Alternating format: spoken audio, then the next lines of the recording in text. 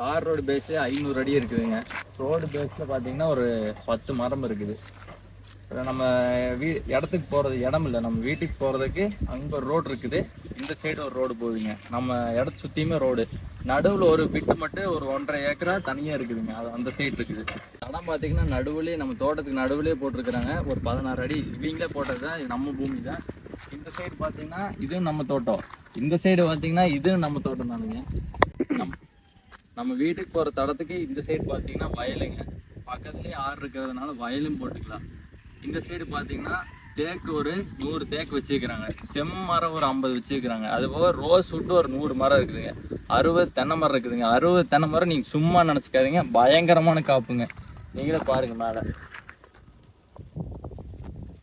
எல்லா மரம் இதே மாதிரி தான் காப்புங்க.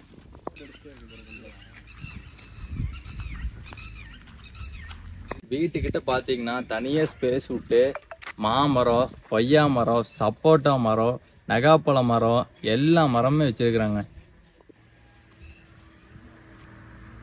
ஒரு வீடு ஒன்று இருக்குதுங்க, நான் நல்லா வடக்க பார்த்து 3 BHK வீடுங்க. முன்னாடி பார்த்தீங்கன்னா டில்லர் மிஷின் இருக்குது, அப்புறம் தேங்காய் போட்டு வைக்கிறதுக்கு நல்லா பெரிய செட்டாக போட்டு வச்சுருக்கிறாங்க, தேங்காய் கொட்டி வச்சுருக்கிறாங்க. இது போர்ட்டிக்கோ காருக்கு நிறுத்திக்கலாம். அந்த சைடு பார்த்தீங்கன்னா மாட்டு கொட்டாயி, வாங்க அதையும் காட்டுறேன் நான்.